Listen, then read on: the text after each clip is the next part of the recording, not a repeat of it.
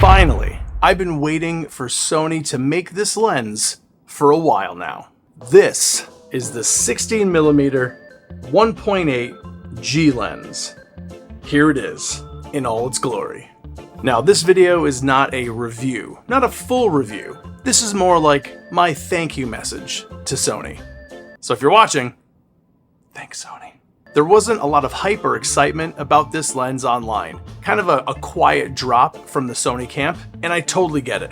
It's a prime G lens. It's really not that special. There's no groundbreaking features. There's nothing that makes you want to rush your computer and be like, oh, I gotta pre-order this thing. Except for this guy.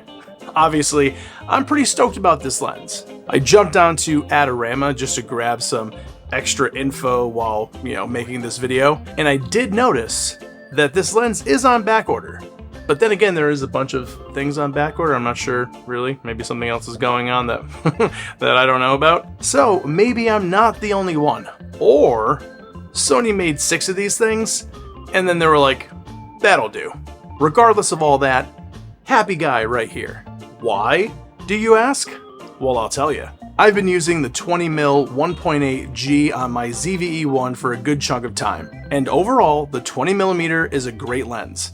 But the extra real estate that a 16mm gives you is what all of us loser vloggers want. Plus, the compact size and weight of this thing is a perfect addition to the ZVE-1. It's like they were made to be together.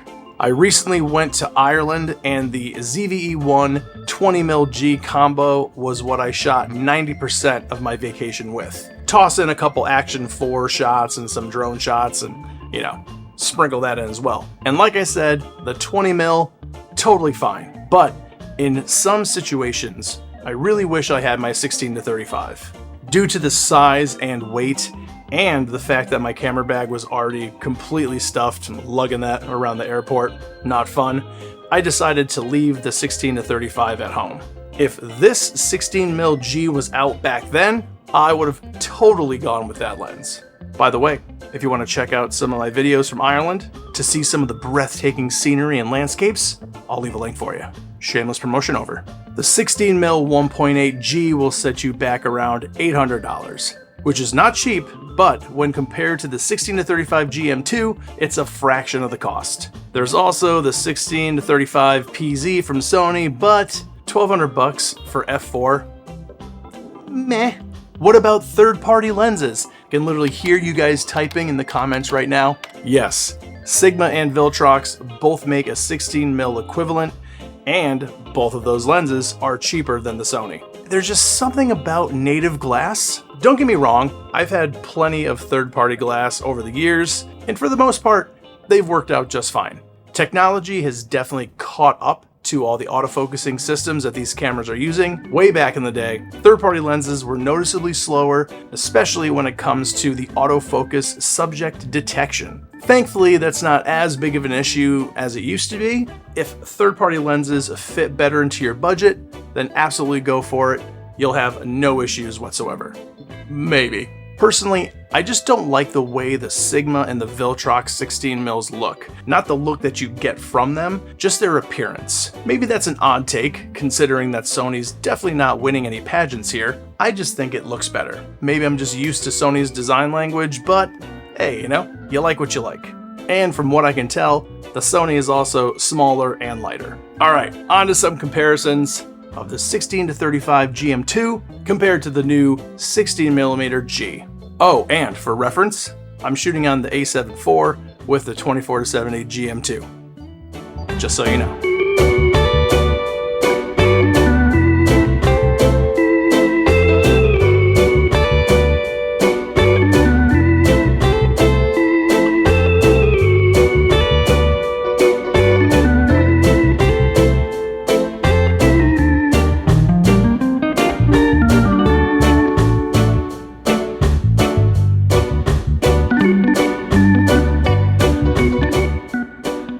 Alright, what'd you think?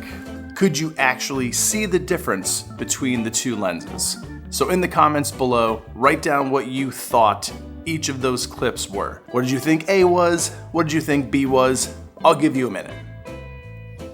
No, I'm not gonna actually wait for that. If you thought that B was the 16G, then you are correct. Looking back at the footage, it's very hard to discern which lens is which. So for $1,400 less, if you're looking for just a 16mm prime, then this is the one to get. And we're currently on that lens right now. My final thoughts: who is this lens made for? Is it made for photographers? Probably not. Honestly, I'll say that.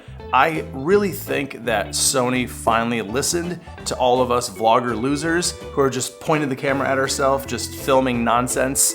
This is the lens that I know I have wanted, something that's mildly affordable, that's just a prime, that's compact, lightweight, autofocus is great. Yeah, this is it. This is the one. 2025, this should be the lens that's on your ZVE-1 or, I don't know, whatever Sony body that you're using to make your silly vlogs like I do. I'm really stoked about this lens. Thanks for watching. I don't know, whatever. Like and subscribe, do all the things that you want to do, or do nothing. If you're even still here, because retention's tough. All right, yeah, that's all I got for you. We'll see you next time.